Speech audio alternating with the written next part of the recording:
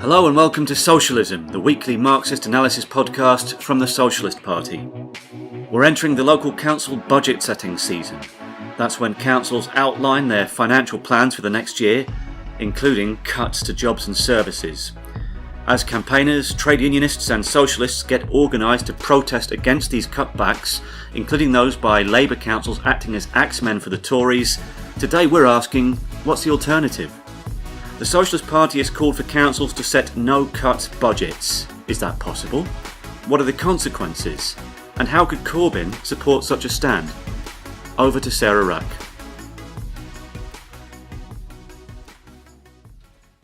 Okay, I'm here today with Clive Heemskerk, who is a member of the Socialist Party's Executive Committee, who we've spoken to on the podcast before. Hi, Clive. Hi. And today we're going to be talking about the issue of council cuts and what local councils could do, particularly the idea of no-cuts budgets that the Socialist Party has raised. And this is an issue that the Socialist Party is kind of known for putting a lot of emphasis on, isn't it? On the issue of cuts being made in local government and this idea of no-cuts budget. So why do we think it matters so much? Well, firstly, the first point to make really is that councils are responsible for nearly 1/4 of all public spending. So the council budget setting meetings that would take place in the next few weeks, they will directly affect the level of services for adults and children's social care, housing, education, recycling and waste collection, Sure Starts children's centres, local welfare schemes, public health spending, funding for women's refuges, libraries, youth centres, public transport, museums, parks, leisure facilities, highway maintenance, street lighting, pest control, trading standards, fire services, planning, regeneration. It's a bit like the scene in Monty Python's Life of Brian when what have the Romans ever done for us, and then they have a debate about it and list all those, and that's so even just at that level alone, local councils are they are the local states, and by the way, that doesn't account for the indirect relationship they have with other public services. You take the NHS for example, the problem of so-called bed blocking, which is a bad phrase, but the idea that people who are well enough to be discharged but they can't be discharged because there's a lack of support at home, that's directly linked to the crisis, the underfunding of adult social care, or even things like universal credit. I mean, you apply for universal credit via the DWP, but in 2013, councils were given responsibility from the DWP for social fund emergency payments, and some of them have set up schemes to provide money for stepping in during the gap between applying for universal credits and the first payments. Now that's totally inadequate what they've done, but it does show the potential role that councils could play in resisting austerity. They are the local state, which the working class movement has always tried to utilise for its own purposes. Just as an aside, the first ever real Labour representatives, political representatives in Britain, or as political representatives of the Labour movement, were actually candidates put up by local trades councils for election to the schools boards that were set up by the 1870 Education Act. In other words, local government has always been an arena for the class struggle, and today there are 125 Labour-controlled councils across Britain, and potentially they could be a powerful counterpower to the Tory government and help bring down its demise. And in a sense, this idea that we raise has become more important since the election of Jeremy Corbyn as Labour leader, hasn't it? And these budgets that are just about to be set by local councils are actually the fourth round of council budgets since he has become leader. So what's been his approach, the approach of John McDonnell and the leaders of Momentum, for example, the Corbyn supporting group, to the issue of cuts that are being implemented, particularly in Labour-run councils? The problem has been is that Labour councillors have always been a stronghold of the supporters of Tony Blair and the Labour right wing, the Blairites, in other words, who are committed to a defence of capitalism. They see the market economy as the only way to organise society, in their view. And they haven't been prepared, as you'd expect, to resist the demands from the Tories for cuts, but also actually for the privatisation of public services, the PFI deals, outsourcing to private contractors, and so on. And there are over 7,000 Labour councillors in Britain and just giving an example, only 400 came out in support of Jeremy Corbyn when he first stood for leader in the summer of 2015. Probably has less support amongst Labour councillors than he had in the Parliamentary Labour Party at that point. Polly Toynbee was very concerned at that stage, for one, about the pressure that those Labour councillors would come under. The right-wing Labour councillors would be under pressure.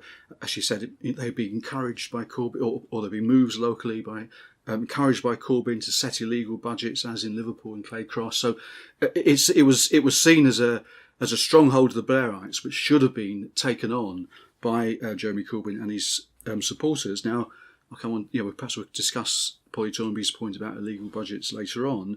But the point to make here is that, unfortunately, in the same way as Jeremy Corbyn hasn't taken on the Blairite MPs, the majority of the Parliamentary Labour Party is still bitterly hostile to Jeremy Corbyn and his anti-austerity position. It's also a fact that the right wing have been left largely unchallenged in their position in local government, even to the extent, actually, at the 2016 Labour Party conference, there was a constitutional amendment that was passed. This is under Jeremy Corbyn's leadership. He didn't speak out against it, which made it an automatic disciplinary offence for Labour councillors, quote, not to support a legal budget proposed by the council administration. In other words, it gave greater powers to the leadership of Labour groups to clamp down on any rebel councillors. And then also early on in the leadership, again, unfortunately, Jeremy and John McDonnell, looking really to conciliate with the right wing rather than take them on, Jeremy and John were pressurised into sending out a circular letter to local council Labour group leaders, and saying that Labour councils must set, quote, balanced budgets under the Local Government Act of 1992, and then later on, and if they don't set a budget, a council officer will do it for them. There is no choice for them anymore, the letter said, and unfortunately, that's been used by right-wing Labour councillors up and down the country to justify continuing with the austerity policies of cuts, privatisation and so on. And obviously we think that that's been a mistake, that approach. So what should their approach have been?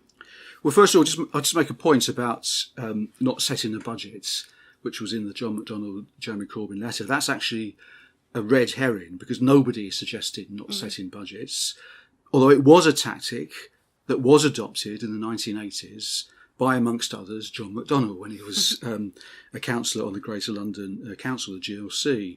Now, we don't advocate such an approach. We didn't advocate it then, and we don't advocate it now.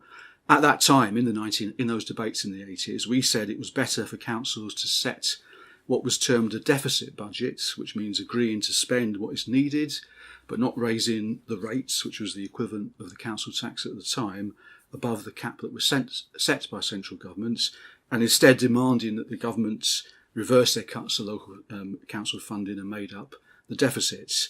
And that showed, we thought, in concrete figures, how much the government under Margaret Thatcher was stealing from local people. There was less room for confusion on what was at stake and who was responsible than there would have been if the council just not set a budget at all, or not set a rate at all. And also it bought some time for the councils if they took that road, because a rate would be set and money would be coming into the council, and it allowed the time to build up the campaign. So as I say, the point about not setting the budgets in the John McDonnell, Jeremy Corbyn letter is a red herring, but they are right when they say that local government legislation now says that councils must set a balanced budget. They can't set a deficit budget, in the sense that if a deficit budget is passed, which it can't be in that sense, if planned expenditure doesn't balance with projected income, council tax bills can't be sent out by council staff, and council staff can't spend money. But then the issue is, well, what is a balanced budget? A council can balance its budgets by using its reserves and by borrowing, both of which councils are illegally able to do. Now, that wouldn't avoid a confrontation with the government, because council borrowing ends up on the national public borrowing figures, so it's part of becomes part of the national deficit. But the point I'm making is that it shows the potential role that Labour councils could play in resisting austerity, There are 125 Labour-led councils in Britain, excluding bodies like the Greater London Authority or the far authorities that Labour controls and so on. They control budgets with a combined total of about 80 billion, which means they're bigger than some countries. In fact, Labour council land, if you want to call it that, has a combined spending power greater than the GDP of 9 EU countries and the national state budgets of 16. And they have usable reserves of 14 billion at the present time. So the potential is there to resist. And really, John McDonnell could help it along enormously by pledging that when he becomes Chancellor, he will replenish any reserves that councils use or underwrite any borrowing that they make now to avoid making cuts now. And that's the type of policy that could actually transform the situation, both in terms of local government, but also open up a new front against the May government. So I think there are two kind of criticisms of this strategy that are made that it would be good if you could respond to. Mm-hmm. One is people claiming that by making these points about Jeremy Corbyn and John McDonnell not taking this approach and that being mistaken, that we're undermining their kind of left leadership of Labour. And related to that, in a way, that we should be concentrating our fire on the Tories and what they're doing nationally and on the national cuts to the NHS and so on. Although I think that the point she made at the start about how many public services councils are responsible for are a big part of the answer to that. Well, first of all, if John McDonnell was to make a pledge that he would replenish, when he comes to power, he would replenish any reserves that a council has used to avoid making cuts now, or underwrite any borrowing that they had made to avoid cuts, that would actually have the potential to split the Tory party, because obviously he wouldn't be making that pledge just for Labour-controlled councils. It means that Tory councillors have also faced the consequences of cuts in central government funding in local councils. It's been cut. The central government fund has been cut by about 16 billion. Since 2010, and Tory-controlled councils have been affected as well, and that would, and even Tory councillors don't, oppose a free lunch, or some of them do ideologically, but generally speaking, it would cause splits even there. So in that sense, it would undermine completely the Tory government. So it's not undermining Corbyn; it's undermining the Tories. But secondly, while working class people do distinguish between the actions of their local Labour councillors and Jeremy Corbyn's anti-austerity message, and that's clear, I think. There is a greater fluidity in political attachments in this period, in this era, really, compared, for example, to the post-war period, which was obviously underwritten by the boom. And the loyalty, in particular working class people's loyalty to the Labour Party, was underwritten by the fact that the Labour government had created real gains. The NHS, mass council house building, comprehensive education, the welfare state. You could see it. That's what that was identified with the Labour Party. That's lost. That's not here in this current generation. And Jeremy Corbyn has been leader of the Labour Party for 3.5 years. And the fact is, the lived experience of many people living under local Labour councils is that they're carrying out Tory cuts, or they're carrying out cuts, services are running down, there's inadequate services and so on. And unfortunately, I think that's far more undermining of Labour, or of Jeremy Corbyn, than fighting back and being prepared to fight back. And lastly, I think, and this is an important point really for trade unionists, for socialists, anti-austerity activists to take on board, it does put a question mark over how a Corbyn-led government would respond to the pressures from the defenders of capitalism that he will face in the IMF, the CBI, the Bank of England and so on, telling him that he can't reverse cuts in to public spending, he can't carry through nationalisation of the railways, he can't end the PFI contracts and so on. If he's in power, it raises a question mark. If he can't take on Blairite defenders of capitalism in their local town hall, what's he going to say when the IMF come knocking on the door? So it's an issue that we have to take on board, partly in order to build up our forces, the forces of the trade unions, working class movement, socialists, to prepare the Labour movement to resist the pressures that a Corbyn-led government would face. So then, in terms of people might ask, has this been done? Is it possible? What are the examples we give? We often refer to the example of Liverpool in the 1980s. Can you kind of give us an overview of what happened there? Well, actually, probably Liverpool should be the subject of a separate podcast at some point, I think, because it was an experience that was very rich in lessons. Really, if you think about it, here we had the Socialist Party, although then we were known as the militant tendency within the Labour Party, in effect, in the political leadership, in power, holding power in the 7th or 8th biggest city in Britain. From the victory of the Labour councillors in May 1983 council elections, when they defeated the Liberal-Tory coalition in Liverpool, until 1987 for that 4-year period. We worked with others, absolutely.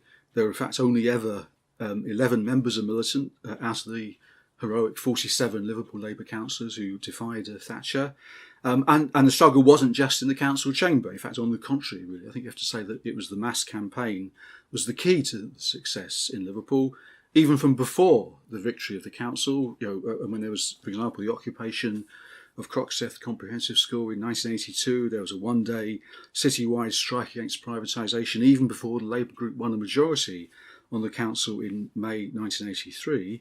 And then you had, again, part of the mass campaign, the one-day strike in support of the council's deficit budget proposal in March 1984, with 50,000 people marching to the town hall in support of them setting a deficit budget. Now, that sounds incredible. When going back to your first question, why is local government important? Well, when 50,000 people were prepared to march, in support, that shows how it could be important. And then you had even things like the mass meetings at the District Labour Party. It was a mass body with delegates, from literally from workplaces, from local Labour parties, from the Labour Party women's sections, the youth section, but the trade unions at the core of it. And that body debated and decided on all the key council tactics, and therefore instructed the Labour group. So the Labour group was accountable to the District Labour Party. And the concrete record is there in terms of 5,000 new homes that were built during that period of 4 years, more than the number of council homes built by all other Labour councils at that time. There were more apprentices started in Liverpool in the 4 years than had been started in the previous 40 years in the city. There were 6 new nursery schools built. There was new sports centres built. And in the first year of the struggle, in 1984, the council actually forced Margaret Thatcher, the Iron Lady, to give an extra £60 million to the city to help fund its budget to transform the city. Okay, but then in terms of where that struggle ended up, I think some people, and to be concrete about it, I think some people who start from the point of view of no cuts budgets not being possible, of wanting to argue against the strategy that we're putting forward, but also some people who have genuine concerns about councils, the idea that councils should be responsible, would point out that in the end the Liverpool councillors were defeated, they were removed from office, and they were surcharged for that stand that they took. Why wouldn't the same happen again if councillors attempted the same kind of strategy now? Well, again, that's interesting. That first of all, the victory over Margaret Thatcher in 1984, which, as I said, won the city an extra £60 million in funding, did give impetus to the campaign for other councils to defy the Tories, so that in 1985 Liverpool was joined by 21 other councils, Labour councils, who wanted to take on the Tory government. Now, against our advice, and we lost the vote, but we wanted to keep the unity of the 21 councils, they adopted the no rate, don't set a budget tactic, which I referred to earlier. And that did include, as I say, John McDonnell, I think was the finance chief of the GLC, which at that point was under the leadership of Ken Livingstone. And by the way, other council leaders involved in that joint campaign were David Blunkett, leader of Sheffield Council, Margaret Hodge was leader of Islington Council at that time, Graham Stringer, who's still a backbench Labour MP, was leader of Manchester Council, and so on. So there's 21 councils that are involved on that strategy of not setting the budget, not setting the rates.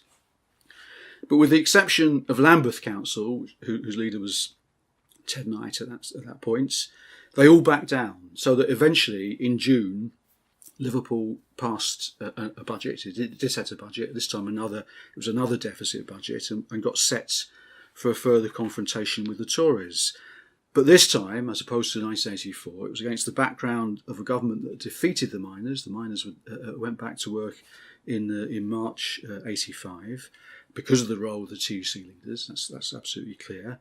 And they had and the government had the open backing of Neil Kinnock as leader of the Labour Party. We remember his famous conference speech denouncing Liverpool Council in 1985. Actually, so I remember it. I know of it. You know of it, exactly. Kinnock joined in the attack. They set up an inquiry into the District Labour Party in particular and begun the expulsions of militant supporters. So it's true, eventually the councillors were surcharged. They went through legal appeals up to the House of Lords, but finally they were removed from office. It's true, they were surcharged and then debarred from office in March 1987, although it is 4 years after the victory that they won in 1983. But it is important saying here at this point, because there is this mythology that's built up around it, the councillors were not surcharged for setting a deficit budget. And that's the mythology that's put around, because they set a deficit budget both in 1984 and in 1985. But ironically, they were surcharged because they delayed setting the budgets in 1985 until June in order to keep the United Front going with Ken Livingstone, Margaret Hodge, David Blunkett and so on. And that was the breach of the law. They didn't, in effect, collect in the money for that gap when they hadn't set a budget. That was the issue that they breached the law on. And they were surcharged for. Now, how does that relate to today?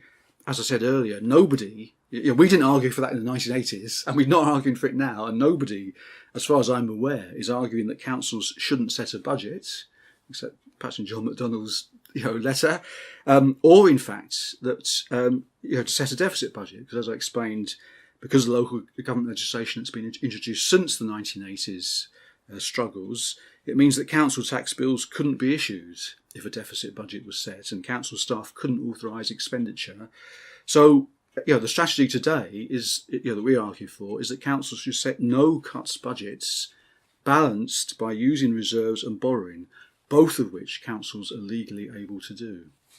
But it's not the case that there would be no obstacles in the way of this strategy, is it? No. Despite despite those points you just made. So what obstacles would a council face in trying to pass a no-cuts budget today? Well, councils do have powers to borrow, and there's two types of borrowing they can do, either with government permission or backed by government grants, and that's known as supported borrowing, or through what is known as prudential borrowing. Another term for that is unsupported borrowing, which is financed in terms of meeting the interest payments and repayments over 20 years, 25 years or whatever, purely from the council's own resources. So it's not backed, underwritten by government grants or permission. Now, when a council, but they can do that, they can borrow in that way. Prudential borrowing is perfectly legal. Now, when a council borrows, and by the way, councils across Britain last year borrowed over £6 billion. Not last year, 2016. I haven't got the figures for the last financial year. But when a council borrows, it has to legally identify how the interests and repayments will be financed, although legally only for the first year, because each budget is set each year. So it's not a thing you'd advise necessarily, but that's their legal requirement to show how the repayments and interests will be paid off in the first period of the loan, and the borrowing. And that borrowing can be financed by using council reserves. As I said earlier, Labour councils have £14 billion of usable reserves. They could borrow with that enormous sums, actually. And council reserves, by the way, are things which are your money the council's put aside. It's held in the council accounts for possible future expenditure, so-called rainy days funds. And often, by the way, I know from experience in Lewisham, we had two councillors. It was part of it was future flood defence funds. So she was for rainy days, but those reserves can be drawn on there's unusable reserves, which are legally committed to things like pension repayments, but there are usable reserves, and that's the figure of 14 billion usable reserves. Was usable reserves, which we gave earlier. Now, all council budgets have to be scrutinised by the council's chief financial officer. It's a legal, a senior legal officer in a council, and they make a legal notice, what's known as a Section 26 notice, on whether the budget is viable in their opinion. And as I mentioned earlier, we had 2 Socialist Party councillors in Lewisham, until 2010, and we produced an alternative budget proposing prudential borrowing funded by the use of reserves. And the chief financial officer produced a report. She couldn't say it was illegal, but she strongly advised that it would cause problems for future years' budgets. It wasn't an advisable use of borrowing powers, and it kept on hammering home it wasn't sustainable in the long term, and so on. And that would be the first obstacle: the chief financial officer issuing their Section 26 notice on the no cuts budget. But let's be clear about this: the legislation does say, and it's absolutely clear, quote, councillors have a duty to determine whether they agree with the chief financial officer's statutory report. Issued under Section 26 of the 2003 Local Government Act. If you think about it, that also means that councils have a duty to determine whether they disagree with the chief financial officer's reports, and that's what we're saying that Labour councillors should be doing. They should be disagreeing with those, that advice, and setting no cuts budgets. What could happen then? Well, there are lots of details that we could explore. Perhaps we should have another podcast, on everything you want to know about local government finance, but we're afraid to ask at some point. We'll think about Perhaps it. Not. Okay. But broadly, the point in Jeremy Corbyn and John McDonnell's letter was right. This is for after a no cuts budget has been passed. So think that through. A no cuts budget has been passed in the council chamber. The course of defiance has been set. At that point, there could be, as they say, and this is the 3 points they raised: complaints against councillors under the Code of Conduct, a judicial review of the council, or ultimately government intervention by the Secretary of State. Those are the 3 future obstacles. Okay, and what could be done to overcome those? Well, let's go through them. Firstly, complaints against councillors under the Code of Conduct, which is a thing which every councillor has to sign once they're elected. A bit like MPs have to swear loyalty to the Queen and her heirs. Our comrades did, Dave Nellis, Terry Fields and Pat Wall, in order to swear loyalty to the to preserve the personage of the royal family and so on. So it is a piece of paper in that sense. Yeah. But nonetheless, you have to, it does have a legal weight, because if you breach it, then there are consequences. But again, let's not exaggerate these. Before 2011, if you breach the Code of Conduct, it risks being referred to a national standards board, and that could lead to a councillor being disqualified from office for a maximum of 5 years. Not fines, not surcharges. Surcharge has been abolished in the 2000 Local Government Act, unless it's for corrupt practices. So not surcharged, but disqualified from office. And actually, that's what faced Ken Livingstone in 2005 when he was the independent mayor of London, and he made that, comment to an Evening Standard journalist: "You're just like a concentration camp guard," and so on. And he was brought before the Standards Board, and he risked the possibility of being disqualified from office. But the Standards Board was abolished by the Condems, the Conservative Liberal Democratic Coalition, in the Localism Act, in order to save money. So, and by the way, why wouldn't they do that? The Localism Act has lots of things like that, because Labour was safe under New Labour, under Tony Blair. Labour councillors weren't defying the government, so why not give them the full responsibility for the acts at the local level? But so they abolished the Standards Board, and now a complaint has to be considered by the council itself, quote, in any way the authority sees fit. That's what the legislation says. Which, if you think about it, is nothing really, because if the Labour Council was committed to resisting the cuts, it's not going to disqualify itself, really, is it? Generally speaking, so really the code of conduct threat, which John Law and Jeremy Corbyn talk about, that mechanism is for individual cases of misconduct, not for collective defiance. It's a non-issue, bluntly, if that's raised. What about a judicial review? That's the second one. Well, again, in their quest for savings, the Condemns abolished the Audit Commission, which was the body that previously appointed district auditors who had the power to seek a judicial review of particular items in the council budget. Now councils appoint their own auditors, and there's only been one public interest report issued against a council because they want to keep their clients, the big audit companies. And by the way, that was just quite recently over Birmingham Council and their projections over the costs of the 2022 Commonwealth Games in the city. So there's been one public interest report that's been issued against councils. So there isn't a lot of enthusiasm by accountancy companies to lose their clients.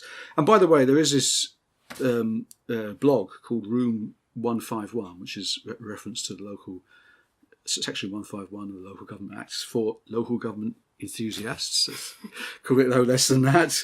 And there's been articles on it that's saying that Section 114 wielding chief financial officers rarely escape unscathed when they come into conflict with their council leadership or with the council.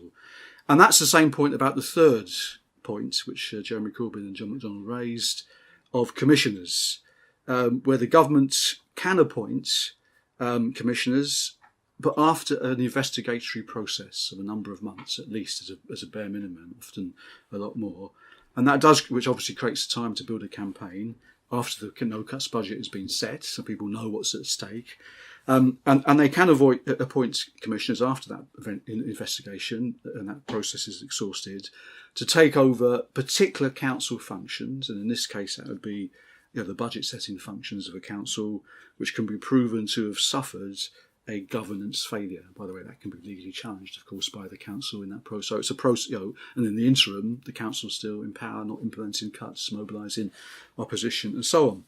Now, as an example, those powers were used in 2015 after a report found that Rotherham Council wasn't fit to handle child sexual exploitation cases, but winning public support for commissioners to intervene in the Rotherham scandal is one thing.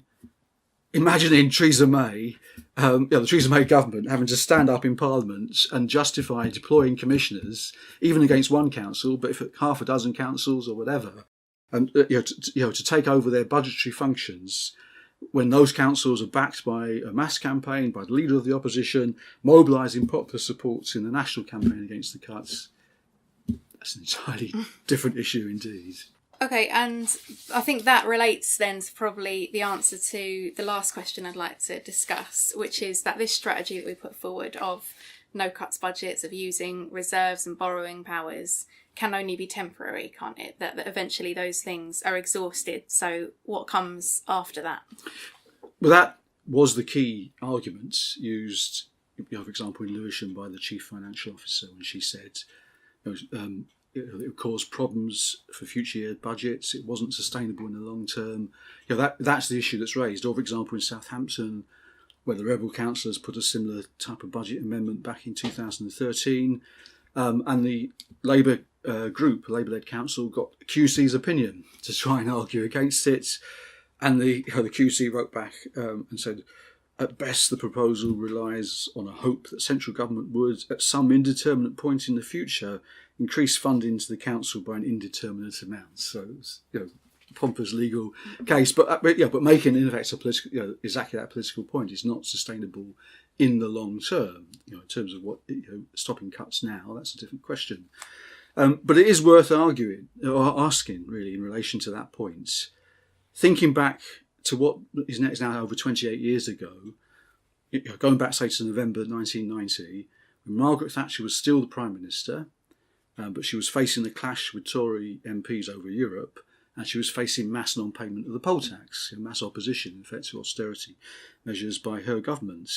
How many chief council finance officers or eminent QCs at that point would have decided, looking at their budget plans for the following year, this was November 1990, so they're preparing budgets for the 1991 budget making period, how many of them would have confidently predicted that just 4 months later Thatcher would have been gone and local councils would have been given an extra £4.3 billion, which in today's money is £7 billion, so that the last poll tax bills that went out in March 1991 would be cut by £140 prior to its abolition in 1992. So, who are they to say that a struggle cannot win concessions, cannot win resources? And that's really the real issue here. Why can't Labour councils begin a campaign that does to Theresa May and what the joint pincer movement of a crisis over Europe and the mass anger and the organised campaign against the poll tax did to Margaret Thatcher in 1990, by the way, in which of course the Socialist Party played a critical role in organising that mass campaign of non-payment of the poll tax. In other words, really, that's the main point I want to get across. Why can't local government once again be an arena for class struggle and a weapon for the Labour movement? Absolutely, and these are all arguments that Socialist Party members around the country will be putting forward outside town halls around the country now as councils are setting their budgets, and we would like to hear from campaigners about what they're arguing, what cuts are being made in their areas and the campaigns going on against them. Thanks very much, Clive. Thank you. You can send short sound clips along the lines of what Sarah just outlined there to socialismpodcast@socialistparty.org.uk for us to feature in future episodes. Head over to the episode notes at socialistparty.org.uk/podcast for some further reading suggestions related to what Clive spoke about today. And don't forget, if you like what you hear, subscribe and leave us a 5-star review in your podcast app.